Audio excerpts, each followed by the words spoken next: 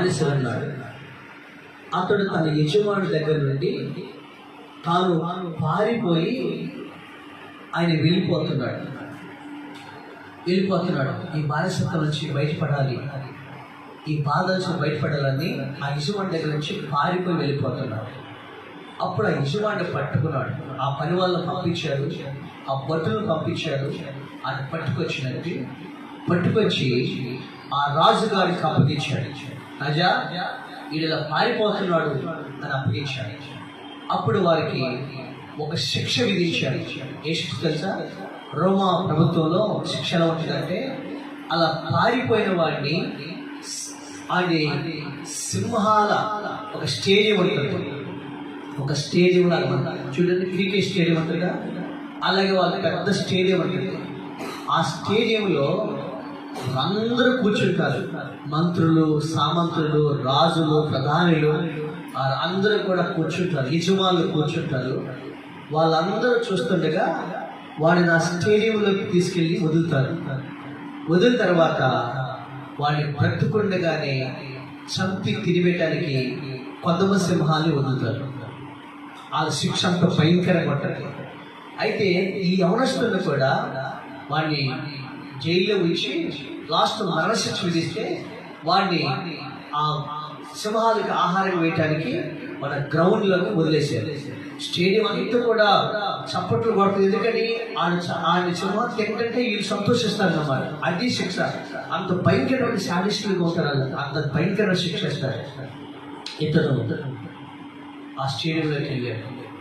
ఆ స్టేడియంకి నిలబడ్డాడు. ఇతను మంచి ప్రార్థనా పరుడు, ఇతను మంచి భక్తిపరుడు, యవనస్తుడే కానీ మంచి భక్తిపరుడు. ఆ స్టేడియంలో నిలబడి, ప్రభువా, మీరు నన్ను కాపాడాలి.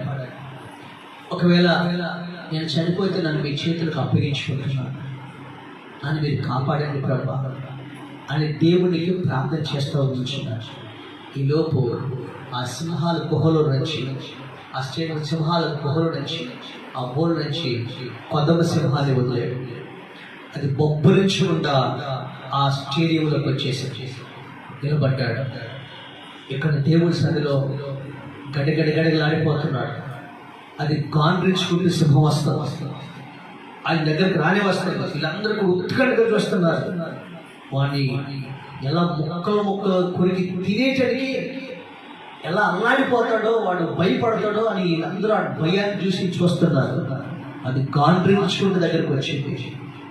అంటే నాకు మోకరించి కొలబడిపోయి, ప్రభా, నన్ను మీరు కాపాడారు, నన్ను మీరు కాపాడారు, ఏదో మీ సన్నిధికి నా ఆత్మను చేర్చుకోవచ్చు అని ప్రార్థన చేస్తున్నాను. కళ్ళు మూసుకున్నారు. అతని చుట్టూ సింహం తిరుగుతుంది కానీ అతన్ని మీద పడలేదు, అతన్ని చంపించలేదు, అతన్ని ఏం చేయకుండా చుట్టూ తిరుగుతుంది. అతను చుట్టూ తిరుగుతుంది. ఈ స్టేడియంలో ఉన్న వాళ్ళంతా ఆశ్చర్యపోతుంది. ఏంటి వాడిని తిట్టలేదు, ఏంటి వాడిని చీల్చివేయలేదని చూస్తున్నారు. వీరు కళ్ళు తెరిచి చూస్తున్నారు. ఏంటి నన్ను ఇంకా చంపలేదని చూస్తున్నప్పుడు ఇతను ఎదురుగా నిలబడింది. సింహం నిలబడడానికి ఇతని వెంటనే నిలబడి అప్పుడు అన్నాడు, టామీ అని పిలిచాడు. దీన్ని సింహాన్ని టామీ అని పిలిచాడు. వెంటనే ఆ సింహం ఇతనికి 2 చేతులు ఇలా, 2 ముందుంది కదా కాళ్ళు, 2 కాళ్ళు ఇలా పెట్టి అతని గుండెల మీద ఇలా పెట్టి అతని నాలుకతో అతని మెడని ముఖాన్ని నాకుతూ ఉంది. చెప్పి ఆ సింహం నోట్లో నుంచి ఆ కన్నీళ్ళు వస్తున్నాయి. ఆ సింహం అతని మెడ మీద పడి అతను ముద్దు పెట్టుకుంటుంది. అతని నాలుగుతో నాకుతుంది. అతని పట్ల ఎడలేని కృతజ్ఞత కలిగి చూపిస్తుంది. నోరు లేని చేయలేదు కదా, కృతజ్ఞత తెరపలేకపోతుంది. 2 చేతులు ఇలా జాడించి చూపిస్తుంది. అందరూ ఆశ్చర్యపోతున్నారు. ఏం జరిగింది అర్థం కాదు. వెంటనే నన్ను ఎదురుగా కూర్చున్నప్పుడు ఇతను ఆ సింహాన్ని ఎత్తుకున్నాడు. దాన్ని గిరాగిరా పెట్టుకుని దాన్ని ముద్దు పెట్టుకున్నాడు. ఇద్దరు కౌగిలించుకున్నాడు. అప్పుడు రాజు అన్నాడు, అతను ఏ శిక్ష చేయలేదు, ఏ తప్పు చేయలేదు, కాబట్టి ఇక అతని సింహంలో నుంచి అతను బయట విడిపించాడు, తీసుకొచ్చాడు. ఆ సింహాన్ని కూడా బోను నుంచి తిరిగి మన అడవిలోకి తోలి పంపించేయండి, ఆయన రాజు తీర్పు తీర్చాడు. నేను స్తోత్రం కలిగాను. అప్పుడు ఆ స్టేడియంలో ఉన్న వాళ్ళందరూ అడిగారు, ఆ సింహం నేను ఎందుకు చంపలేదు, ఆ సింహం క్రూర జంతువు ఎందుకు నేను తినలేదు అడిగితే, అసలు ఎందుకు నువ్వు దాని పామి అని పిలిచావు, ఎందుకు అది నీకు కృతజ్ఞతలు తెలియపరిచావు, ఎందుకు నేను చూసి కన్నీళ్ళు పెట్టుకోండి అడిగితే చెప్పాడు, అయ్యా నేను మీ దగ్గర నుంచి పారిపోతున్నప్పుడు, అడవిలో పారిపోతున్నప్పుడు ఈ సింహము కాలంతా కూడా రక్తం కాలుతుంది, భయం వేసింది, అక్కడికి నన్ను చంపేస్తున్నారు. చాలాసేపు చూశాను, కాలు రక్తం కాలుతూ ఉంది, తెగించి దగ్గరికి వెళ్ళాను. ఎంత పెద్ద ముళ్ళు, పెద్ద ముళ్ళు తన కాళ్ళు దిగబడిపోయాయి. అప్పుడు ఆ సింహం అప్పటికే 3 రోజుల నుంచి ఆకలితో పక్కసిక్కిపోయింది. అప్పుడు నేను వెళ్ళి ఆ కాలుకు నా ముళ్ళు ఏం చేశాను, లాగి ఆ అడవిలో ఉన్న ఆకులు పసరు తీసుకొచ్చి చేశాను, దాన్ని కట్టి నేను అక్కడ దానికి ఒక ఆహారాన్ని ఏర్పరిచాను. ఒక 10 రోజులు, నెల రోజులు నా దగ్గరే ఆ సింహం బాగుపడిందాకా నా దగ్గరే ఉంది. ఆ తర్వాత ఆ సింహం అడవిలోకి వెళ్ళిపోయింది, నేను నా దారి వెళ్ళిపోయినయ్యా. అయితే ఆ సింహము మీకు దొరికింది, దాన్ని బోన్లో పెట్టారు. నేను మీకు దొరికాను, నన్ను జైల్లో పెట్టారు. నన్ను తినటానికి ఆ సింహాన్నే వదిలారు. కానీ ఆ జంతువు నేను చేసిన మేలుకి, చెప్పండి, నేను చేసిన మేలుకి నన్ను చంపకుండా నాకు కృతజ్ఞతలు, మేలు చేసిన దానికి నాకు కీడు చేయకుండా నాకు కృతజ్ఞతలు తెలిపింది అని చెప్పి చెప్పండి. హల్లెలూయా. ఆ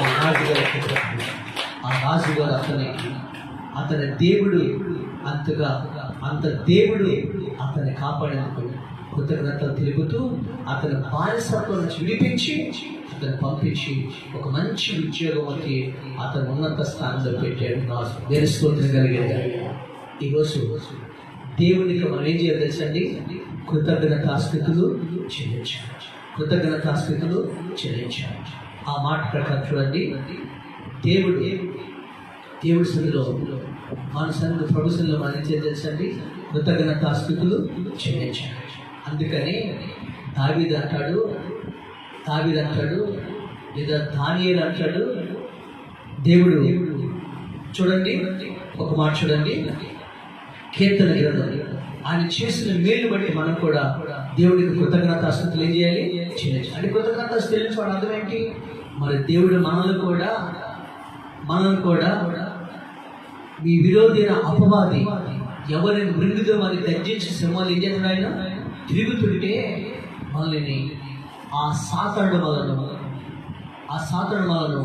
ఈ అపాయానికి అప్పగించకుండా మన దేవుడు కాపాడనే లేదా, ఈ అనారోగ్యం వాళ్ళు కాకుండా ఆ దేవుడు మనల్ని కాపాడనే లేదా, నువ్వు ప్రార్థించినప్పుడు గర్భఫలం లేనప్పుడు గర్భఫలాన్ని ఇచ్చాడే లేదా, హాస్పిటల్లో సాగు బతుకుల మధ్యలో ఉన్నప్పుడు దేవుడిని బ్రతికించి ఆయన ఈరోజు ఆరోగ్యవంతుడిగా ఆయుష్ని ఇచ్చాడు లేదా, అప్పుల్లో అంధకారంలోకి వెళ్ళిపోతున్నప్పుడు దేవుడు ఈరోజు నీకు ఉద్యోగము, ఒక వ్యాపారం ఇచ్చి అప్పులన్నింటిలోంచి బయట తీసుకొచ్చి ఈరోజు ఆ సందులో సజీవులుగా ఉంచాడు లేదా, అదేనండి చదవడానికి ఫీజులు కట్టలేను అనుకున్నప్పుడు బిడ్డను చదివించలేదండి, ఉద్యోగానికి వెళ్తున్న వచ్చినప్పుడు రాకపోకలు తోడుకున్నాడు లేదా. ఈరోజు మనం తింటున్నాము, త్రాగుచున్నాము, ఆరోగ్యవంతులుగా ఉన్నాం. మనకంటే గొప్పవారు, మనకంటే డబ్బున్నవారు ఈ లోకాన్ని వదిలిపెట్టి వెళ్ళిపోతే, కానీ ఈరోజు మన అందరినీ కూడా దేవుడు ఆయన సజీవులుగా ఉంచాడా లేదా.